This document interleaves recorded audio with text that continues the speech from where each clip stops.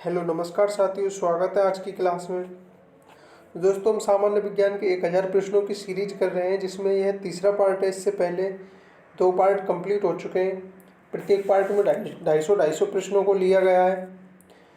दोस्तों, ये one liner question है जो एसएससी जीडी और सभी परीक्षाओं की दृष्टि से अति महत्वपूर्ण है। चलिए शुरू करते हैं आज की क्लास को। इस क्लास में भी आज 250 प्रश्नों की सीरीज करने वाले हैं आज हम। तो पहला प्रश्न है हमारा, किसी कालीन की सफाई के लिए यदि उसे छड़ी से पीटा जाए तो उसमें कौन सा नियम लागू होगा? तो यह इसका आंसर है गति का पहला नियम। 502 नंबर का प्रश्न है, साबुन को घोल में घोलने पर पृष्ठ तनाव पर क्या प्रभाव पड़ता है? तो इसका राइट आंसर है पृष्ठ तनाव घट जाता है। साबुन को घोल में घोलने पर पृष्ठ तनाव घट जाता है। अगला प्रश्न है, आर्किमिडीज का नियम किससे संबंधित है? तो इसका राइट आंसर होगा प्लवन के नियम से। अगला प्रश्न है, पास्कल किसकी इकाई है? तो इसका राइट आंसर है दाब की। पास्कल दाब की इकाई होती है। अगला प्रश्न है, गुरुत्वाकर्षण के सार्वभौमिक नियम प्रतिपादन किसने किया? तो इसका राइट आंसर होगा न्यूटन ने।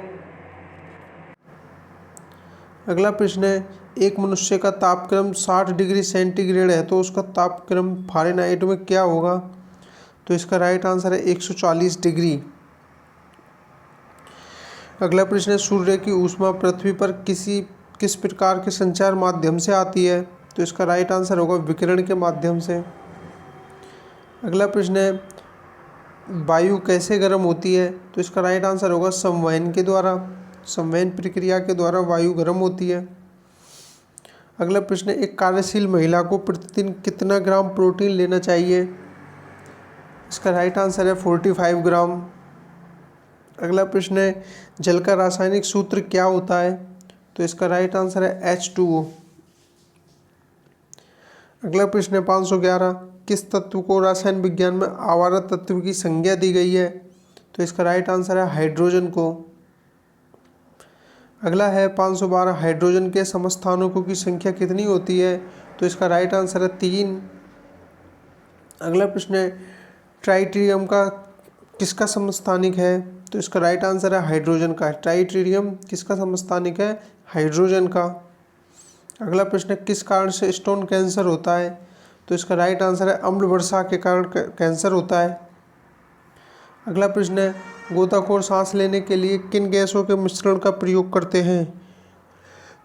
तो इसका राइट आंसर होगा ऑक्सीजन तथा हीलियम गैसों के मिश्रण का प्रयोग करते हैं गोताखोर सांस लेने के लिए। अगला प्रश्न है, किसने भारी जल की खोज की? तो इसका राइट आंसर होगा SC यूरे ने। अगला है, आदेश एक प्रमात्रा है जिसमें परिमाण होता है लेकिन क्या नहीं होता? तो इसका राइट आंसर होगा दिशा नहीं होती है, प्रमात्रा होती है उसमें। अगला है, किस एक को स्ट्रेंजर गैस भी कहते हैं? तो इसका राइट आंसर है जीनोन को। अगला है, ट्यूबलाइट में सामान्यतः कौन सी गैस भरी होती है? तो इसका राइट आंसर होगा पारे की वाष्प तथा आर्गन गैस। अगला प्रश्न है, प्रमुख ग्रीन हाउस गैस कौन सी है? तो इसका राइट आंसर है कार्बन डाइऑक्साइड। अगला प्रश्न है, जल का शुद्धतम रूप है? तो वर्षा का जल सबसे शुद्धतम रूप होता है। अगला प्रश्न है, हाइड्रोक्लोरिक अम्ल एक अन्य नाम से जाना जाता है? तो हाइड्रोक्लोरिक अम्ल को मर्क्यूरिक अम्ल के नाम से भी जाना जाता है। अगला प्रश्न है, समुद्री शैवाल में कौन सा तत्व प्रचुर मात्रा में मिलता है? तो इसका राइट आंसर होगा आयोडीन। अगला प्रश्न है, तरल अवस्था में पाए जाने वाला एकमात्र धातु है? तो इसका राइट आंसर होगा ब्रोमीन। तरल मात्रा में पाए जाने वाला एकमात्र धातु ब्रोमीन होता है। अगला प्रश्न, तरल अवस्था में पाए जाने वाली एकमात्र धातु है? तो इसका राइट आंसर होगा पारा। तरल अवस्था में पाई जाने वाली एकमात्र धातु पारा होती है। अगला प्रश्न है, फास्फोरस प्रचुर मात्रा में किस में पाया जाता है? तो इसका राइट आंसर होगा प्रोटीन में। अगला है, कौन सा एक कीटाहारी पादप है? तो इसका राइट आंसर है घटपर्णी। कौन सा एक कीटाहारी पादप होता है? घटपर्णी। अगला प्रश्न, कुनैन किस पेड़ की छाल से प्राप्त होता है? तो इसका राइट आंसर होगा सिनकोना की छाल से। कुनैन सिनकोना की छाल से प्राप्त होता है। अगला प्रश्न, भोजपत्र उत्पन्न किसकी छाल से उत्पन्न होता है? तो इसका राइट आंसर होगा बेटुला की छाल से भोजपत्र उत्पन्न होता है। अगला है, बाष्पोत्सर्जन मापी यंत्र है। बाष्पोत्सर्जन मापी यंत्र है, तो इसका राइट आंसर है पोटोमीटर। अगला प्रश्न, पादप वृद्धि हार्मोन जिबरेलिन किस से निकाले जाते हैं? तो इसका राइट आंसर होगा कवकों से। पादप वृद्धि हार्मोन जिबरेलिन किस से निकाले जाते हैं? तो इसका राइट आंसर होगा कवकों से। अगला प्रश्न, सर्वाधिक प्रकाश संश्लेषी क्रियाकलाप कहाँ चलती हैं? तो इसका राइट आंसर होगा प्रकाश की लाल व नीले क्षेत्र में। अगला प्रश्न है, पौधों में वाष्प उत्सर्जन की क्रिया किसमें होती है? तो इसका राइट आंसर होगा भूरा पौधा में। पौधों में वाष्पोत्सर्जन की क्रिया सबसे ज़्यादा किसमें होती है? भूरे पौधे में। अगला प्रश्न है, प्रकाश संश्लेषण की क्रिया में प्रयुक्त होने वाली ऑक्सीजन गैस कहाँ से आती है? तो इसका राइट आंसर होगा जल से। अगला है, फ्लाई ऐश वातावरणीय प्रदूषक है जो किसके द्वारा उत्पन्न होता है? फ्लाई ऐश वातावरणीय प्रदूषण है जो किसके द्वारा उत्पन्न होता है? तो यह थर्मल पावर प्लांट के द्वारा उत्पन्न होता है। अगला प्रश्न, भूमिगत जल को प्रदूषित करने वाले अजैविक प्रदूषक हैं। तो इसका राइट आंसर होगा आर्सेनिक। भूमिगत जल को प्रदूषित करने वाले अजैविक प्रदूषक हैं आर्सेनिक।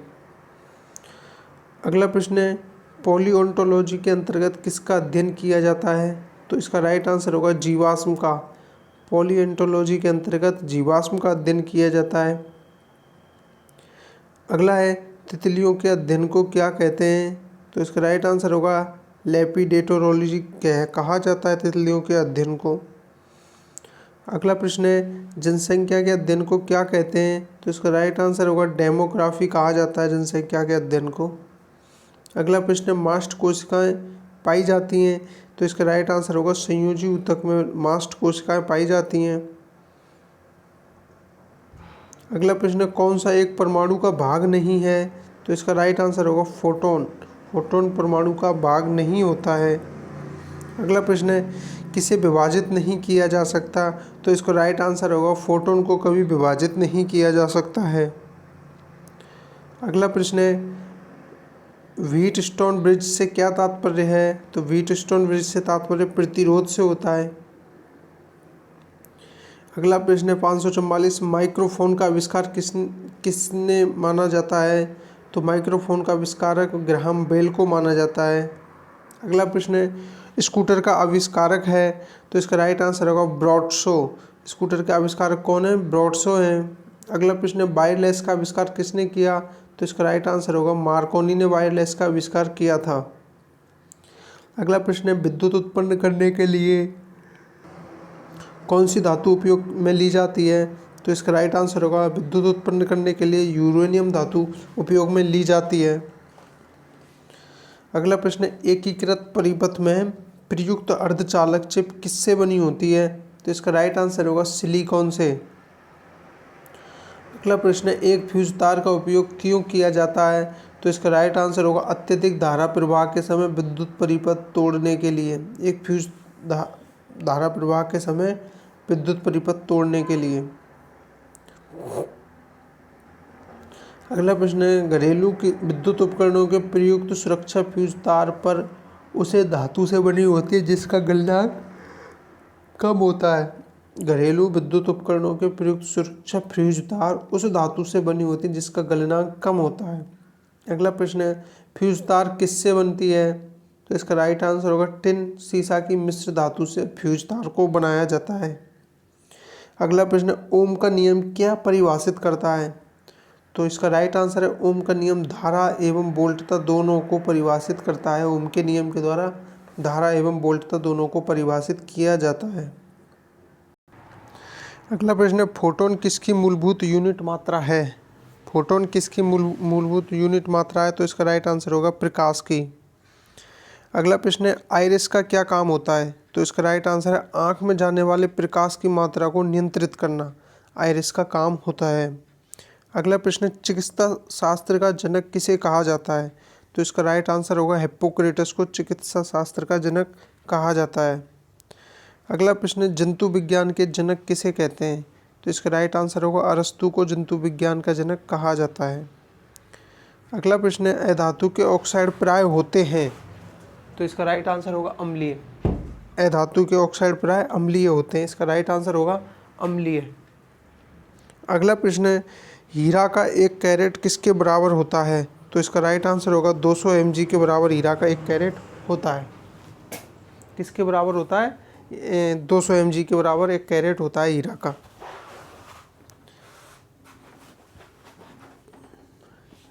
अगला प्रश्न है स्फटिक किसका क्रिस्टलीय रूप होता है? तो इसका राइट आंसर होगा सिलिका का। स्फटिक किसका क्रिस्टलीय रूप होता है? सिलिका का। अगला प्रश्न है पीने के पानी को शुद्ध करने के लिए किस गैस का प्रयोग किया जाता है? तो इसका राइट आंसर होगा क्लोरीन गैस का। अगला प्रश्न है पैराफिलिन किसका उपोत्पादक है?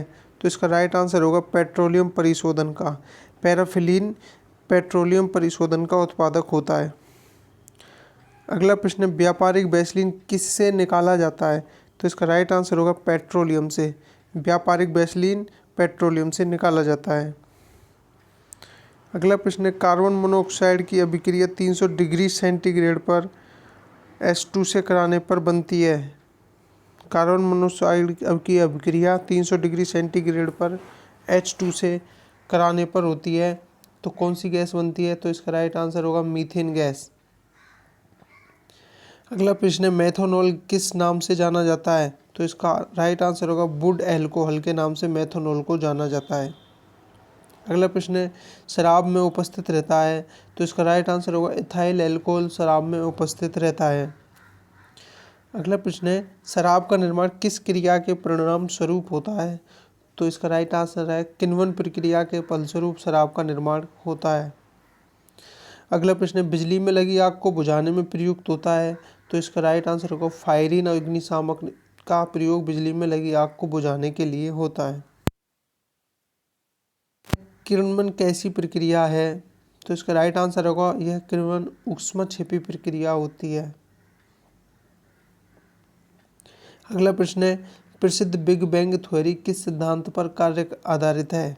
तो इसका राइट आंसर होगा डॉपलर प्रभाव पर आधारित है। अगला प्रश्न है सौर सेल परिवर्तित करती है? तो इसका राइट आंसर होगा सौर सेल सौर ऊर्जा को विद्युत ऊर्जा में परिवर्तित करती है। अगला प्रश्न है सूर्य में कौन सा तत्व सर्वाधिक मात्रा में पाया जाता है? तो इसका राइट आंसर होगा हाइड्रोजन। अगला प्रश्न नाभिकीय विखंडन में ट्रिगर क्या है? तो इसका राइट आंसर होगा न्यूट्रॉन। नाभिकीय विखंडन में ट्रिगर न्यूट्रॉन होते हैं।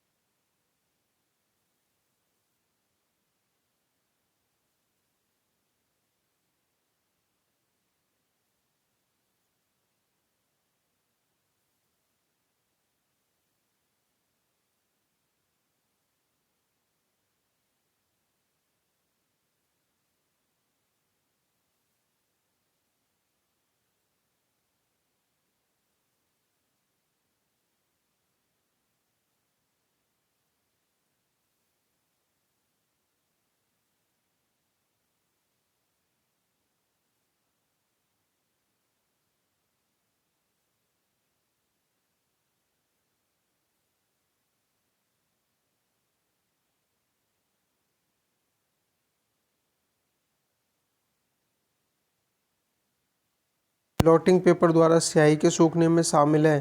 तो इसका राइट आंसर होगा उसी की अभिक्रिया परिघटना के कारण ब्लॉटिंग पेपर।